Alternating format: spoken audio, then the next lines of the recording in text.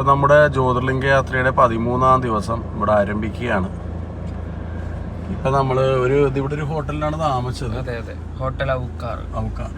വലിയ അടിപൊളി എന്ന് പറയാനില്ല, പക്ഷെ നമുക്ക് ജസ്റ്റ് കിടന്നുറങ്ങി.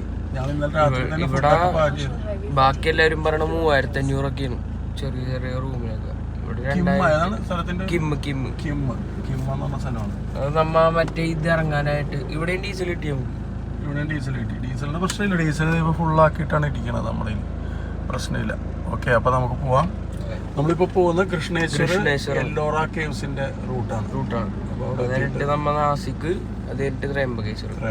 ഓക്കെ, അപ്പൊ ഗൈസ് 2 ദിവസത്തെ അല്ലേ? 2 അല്ലല്ല, നമ്മള് 3 ദിവസമായി. 3 ദിവസത്തെ ഗുജറാത്ത് യാത്രയ്ക്ക് ശേഷം നമ്മളത് നമ്മുടെ 11ാമത്തെ സംസ്ഥാനം. അതെ, മഹാരാഷ്ട്രയിലോട്ട് കയറിയിരിക്കുകയാണ്. മഹാരാഷ്ട്രയായി നമ്മള്. ഇനി മഹാരാഷ്ട്രയിൽ നമ്മള് 2 ദിവസം ഉണ്ടാവും.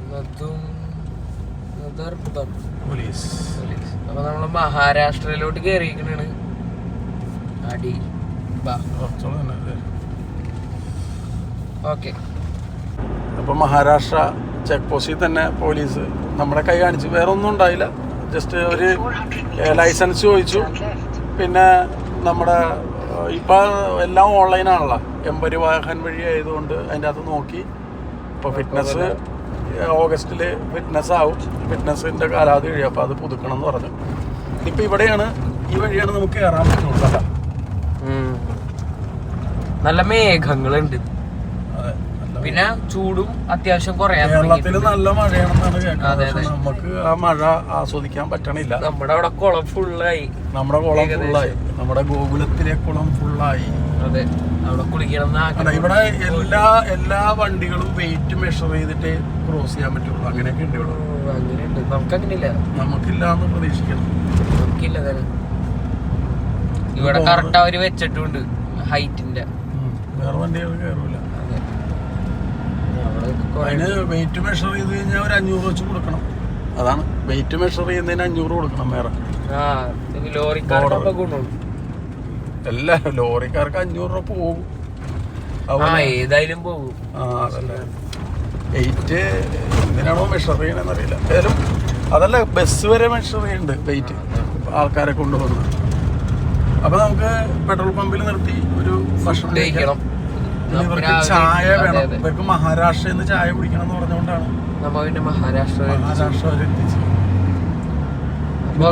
മഹാരാഷ്ട്രയിൽ 96 രൂപയാണ്. 96 രൂപ, മറ്റേ ഒരു 94-95 സംതിങ്, 1 രൂപയുടെ വ്യത്യാസം. അപ്പൊ ഈ പെട്രോൾ പമ്പിൽ തന്നെ നിർത്താൻ. അപ്പൊ ഓക്കെ, ഇനി ഫുഡ് കഴിക്കാൻ വേണം. അപ്പൊ നമ്മള് മഹാരാഷ്ട്രയില് ഡീസൽ അടിക്കാനാണ്. ഇവിടെ 96 രൂപ 74 പൈസ ഫുൾ ടാങ്ക് എന്നാ പറഞ്ഞത്. എത്രയൊന്നാവും? ഇല്ല, 1000 ആയിട്ടില്ല.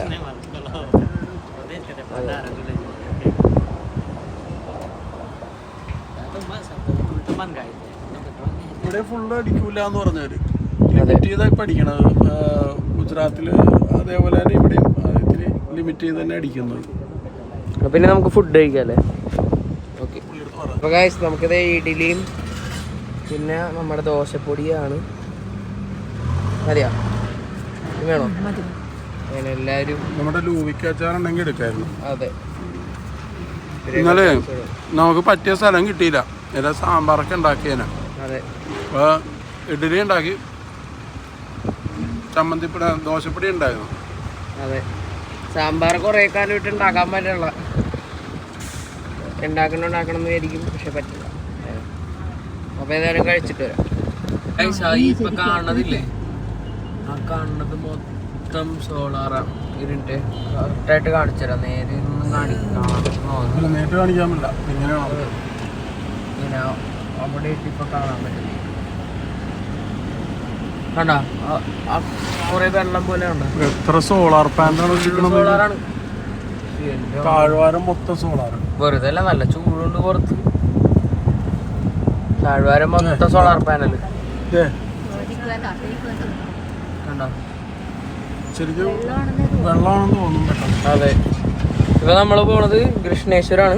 അത് നമ്മുടെ എല്ലോറ കേവ്സിനടുത്താണ്. അപ്പോൾ എല്ലോറ കേവ്സും നമ്മുടെ കൃഷ്ണേശ്വറും ഒരുമിച്ച് കാണാമെന്നാണ് ഉദ്ദേശിക്കുന്നത്. കൃഷ്ണേശ്വറുമായിട്ട് ബന്ധപ്പെട്ട കഥ ബിഗ്ഗു പറയും. നമുക്ക് നോക്കാം. 110 കിലോമീറ്റർ. അപ്പൊ അങ്ങനെ നമ്മള് 1 കിലോമീറ്ററും കൂടിയുള്ള അമ്പലത്തിലോട്ട്. അതെ, കൊറേ കൊടികളൊക്കെ ഉണ്ട്. ഇപ്പൊ ഒന്ന് മൂടി നിൽക്കുന്നുണ്ടല്ലേ. ഇപ്പൊ മഴക്കാറ് അല്ല, പക്ഷെ നമുക്ക് ലെഫ്റ്റ് അല്ലേ. Continue on Maharashtra State Highway 22 for 800 meters. അതാണെന്ന് തോന്നുന്നുണ്ടല്ലേ. ജ്യോതിർലിംഗ് പുണ്യ ജ്യോതിർലിംഗ കൃഷ് മഹാദേവ്. അതെ, നിഷ്കാമകർമ്മയോഗി ശിവയോഗി. ഇതിന്റെ തൊട്ടടുത്ത് തന്നെയാണ് എല്ലോറ. നടക്കാനുള്ള 3 മിനിറ്റ് ഉള്ളതാണ് എല്ലോറ. നിങ്ങൾ ഇതിനു മുമ്പ് നേരത്തെ ഇവിടെ വന്നിട്ടില്ല അല്ലേ? ഞങ്ങൾ വന്നിട്ടുണ്ട്. ഞങ്ങൾ ഇവിടെ താമസിച്ചിട്ടില്ല, പക്ഷെ എല്ലോറയും കൃഷ്ണേശ്വരൊക്കെ കണ്ടിട്ട് ഒരു 5-6 ദിവസത്തെ ട്രിപ്പ് ഉണ്ടായിരുന്നു ഞങ്ങളുടെ. ട്വീക്ക് മൈ ട്രിപ്പിൻ്റെയൊക്കെ ആദ്യത്തെ ട്രിപ്പുള്ളതായിരുന്നു. നമുക്കപ്പോൾ ഏതായാലും അമ്പലത്തിലെത്തിയിട്ട് കാണാം. നമുക്ക് ഈ വഴിയാണ് പോകേണ്ടത്. നമുക്ക് പക്ഷേ കാറ് പാർക്ക് ചെയ്യാനായിട്ട് അതാണ് അമ്പലം. അതാണല്ലേ അമ്പലം ചെറുതാണ്, വളരെ ചെറുതായിട്ട്. അമ്പലം ചെറുതാണെങ്കിലും പ്രതിഷ്ഠ വലുതാണ്. തിരക്ക് കൂടുതലുണ്ടാവും. അതെ, അപ്പൊ നമുക്ക് ഏതായാലും തൊഴുതിട്ട് വരാം. പള്ളിയാണ്. എന്താണ് ഇവിടെ അതിന്റെ ഇടക്ക് ആ സമയത്ത് അല്ലേ മുഗൾ സാമ്രാജ്യത്തിന്റെ സമയത്ത് ഒന്നും കൂടി പൊളിച്ചിട്ടുണ്ട് അമ്പലം. അതാണ് കൃഷ്ണേശ്വർ. ഓക്കെ, ഇപ്പൊ നമ്മള് ഇന്നപ്പനെ ഇവിടെ പാർക്കിങ്ങിന്റെ അവിടെ ഇട്ടിട്ട് കൃഷ്ണേശ്വർ ക്ഷേത്രത്തിലേക്ക് പോവാണ്. നല്ല വെയിലുണ്ട്. എല്ലാവരും തലയിൽ തോർത്തൊക്കെ ഇട്ടിട്ടാണ് പോണത്. നമ്മ ഫുഡ് കഴിച്ച് അത് ധൃതിയായിരുന്നു പെട്ടെന്ന്. ഇന്ന് ചോറും വൻപയറും മാത്രമാണ്, അല്ലാതെ പ്രത്യേകിച്ചൊന്നുമില്ല. പിന്നെ ചമ്മന്തിപ്പൊടി. വെയിലിന് മാത്രം ഉണ്ടാ കൂടുതൽ ചൂടുള്ളത്. തണലത്ത് അങ്ങനെ ചൂട് കിട്ടില്ല. അപ്പൊ ഏതായാലും ഇതിന്റെ ചരിത്രം ഏതായാലും അച്ഛൻ നിങ്ങക്ക് പറഞ്ഞു തരാണ്. അപ്പൊ നമ്മൾ ഈ വഴിയാണ് പോകുന്നത്. കുറെ കടകൾ അപ്പുറത്തൊക്കെ ഉണ്ട്. സാധാരണ നമ്മൾ അമ്പലത്തിന് സൈഡിൽ കാണുന്ന പോലെ. അപ്പൊ അതാണെന്ന് തോന്നുന്ന ദർശനത്തിലുള്ള വഴി. ഇത് കഴിഞ്ഞിട്ട് നമുക്ക് എല്ലോറയിലും ഒന്ന് കയറണം. അപ്പൊ ഓക്കെ, കൃഷ്ണേശ്വര ക്ഷേത്രത്തിലാണുള്ളത്. ഇവിടം വരെയാണ് നമുക്ക് മൊബൈലൊക്കെ യൂസ് ചെയ്യാം. അത് കഴിഞ്ഞാൽ പിന്നെ യൂസ് ചെയ്യാൻ പറ്റില്ല. ഒരു ക്യൂ ആണ്.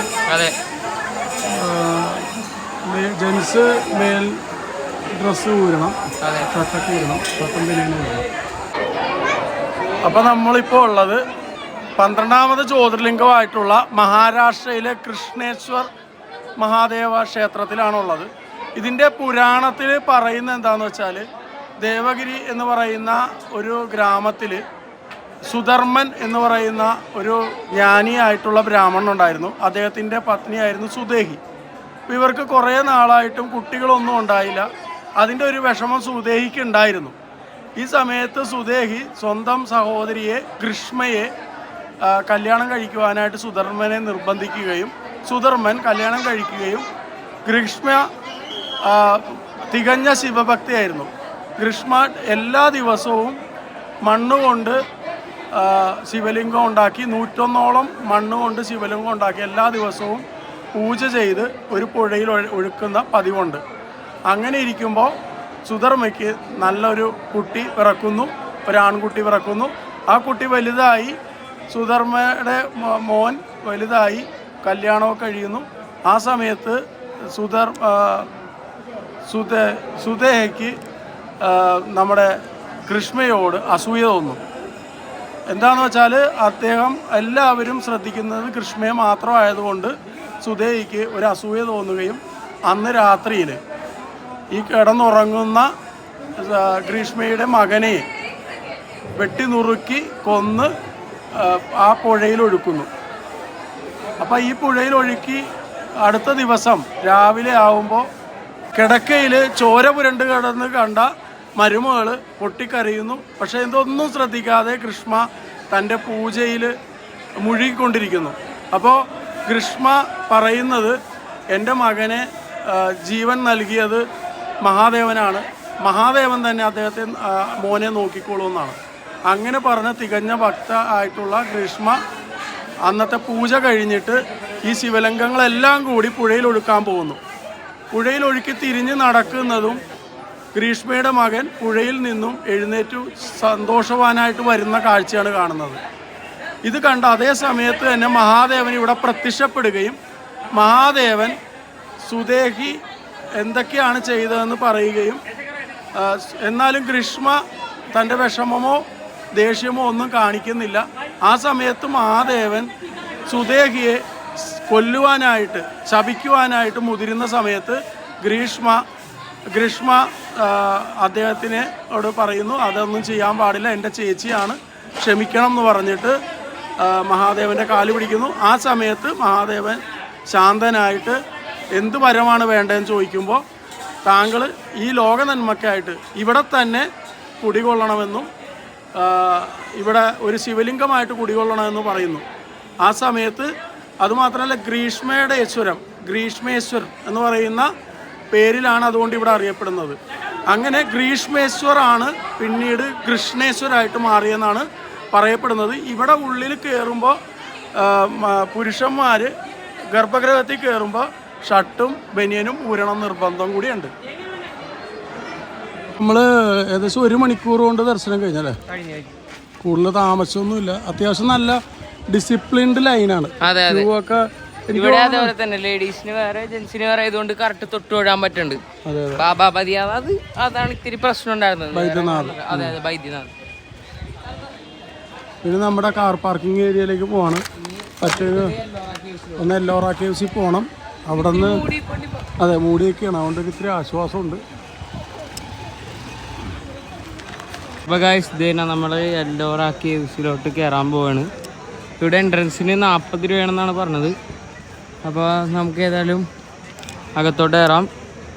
അപ്പോൾ നമ്മളിപ്പോൾ ഉള്ളത് എല്ലോറ കേവ്സ് ആണ്. എല്ലോറ കേവ്സിൻ്റെ പ്രത്യേകത നമുക്ക് എല്ലാവർക്കും അറിയാം. സാധാരണ ക്ഷേത്രം പണിയുന്നത് ഒക്കെ അടിത്തറ പണിത് അതിൻ്റെ മുകളിൽ ഇങ്ങനെ കെട്ടിയാണ് അല്ലേ? പക്ഷെ ഇവിടുത്തെ ക്ഷേത്രം പണിതിരിക്കുന്നത് അങ്ങനെയല്ല. ഇവിടെ ഭൂമി തുരന്ന് മുകളിൽ നിന്ന് താഴോട്ട് കട്ട് ചെയ്താണ് നടത്തിയിരിക്കുന്നത്. ഇതുമായിട്ട് ബന്ധപ്പെട്ടൊക്കെ പുരാണങ്ങൾ ഓരോന്നൊക്കെ പറയുന്നുണ്ട്. പക്ഷെ ഇതൊക്കെ 700-ാം ആണ്ടുകളിലൊക്കെയാണിത്. 756 ആ വർഷങ്ങളിലൊക്കെയാണിത് പണിത് കഴിപ്പിച്ചിരിക്കുന്നതെന്നാണ് പറയപ്പെടുന്നത്. ഇതുമായിട്ട് ബന്ധപ്പെട്ടൊരു ചെറിയൊരു കഥ പറയുന്നത്, ഒരു രാജാവിന് വലിയ അസുഖം പിടിപെടുകയും അത് മാറിയാൽ ശിവഭഗവാന്റെ ഒരു അമ്പലം പണിയാന്ന് രാജ്ഞി പറഞ്ഞതിൻ്റെ വെളിച്ചത്തിൽ ആണിത് പണിതതെന്നാണ് പറയുന്നത്. അത് ആ രാജ്ഞി പറഞ്ഞത് വ്രതമെടുക്കും അത്രയും ദിവസം, ഇത് പണി കഴിക്കുന്ന അത്രയും ദിവസം വ്രതമെടുത്ത് കഴിയാന്നുള്ള രീതിയിലാണ് പറഞ്ഞത്. പക്ഷേ നമുക്കറിയാം അടിത്തറ പണിത് ഓരോന്നൊക്കെ ചെയ്തു വരുമ്പോൾ വളരെയധികം കാലം വരാൻ സാധ്യതയുള്ളതുകൊണ്ട് ബുദ്ധിമാനായ ഒരു ശില്പി ചെയ്തൊരു പരിപാടിയാണ് ഭൂമി തുരന്ന് എന്ന് പറഞ്ഞാൽ പാറ തുരന്ന് ക്ഷേത്രം പണിതു എന്നുള്ളതാണ്. അപ്പോൾ ഇതുമായിട്ട് ബന്ധപ്പെട്ട് 20 രൂപയുടെ നോട്ട് ഇതിൻ്റെ ഭാഗമൊക്കെ നമുക്കിതിൽ കാണിക്കാം. അപ്പോൾ ഓക്കെ, നമുക്ക് കാണാം.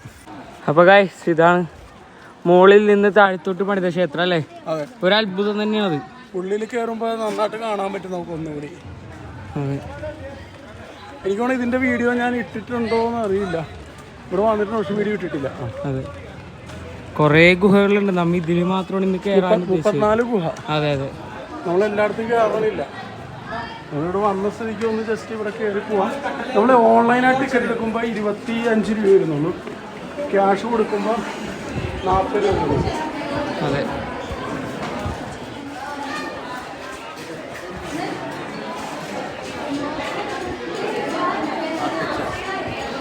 അകത്ത് നല്ല തണുപ്പാണല്ലേ? നല്ല സൂപ്പർ തണുപ്പാണ്.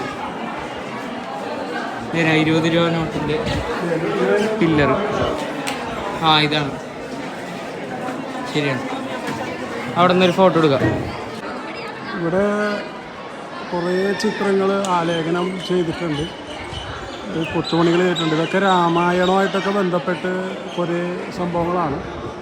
അപ്പോൾ കഴിഞ്ഞോണം ഞങ്ങൾ വന്നപ്പോൾ ഒരു ഗൈഡിനെ വിളിച്ചിരുന്നു. ഇതാണ് നമ്മുടെ 20 രൂപ നോട്ടിൽ കാണുന്ന ഭാഗം. 20 രൂപ നോട്ടിൽ കാണുന്ന ഒരു ഭാഗമാണിത്. അങ്ങനെ ഇവിടെ കുറേ ഗുഹകൾ ഇങ്ങനെയുള്ളതുണ്ട്. ചൂടാണ് ഇവിടെ പറ്റാത്ത ഇപ്പം നമുക്ക്.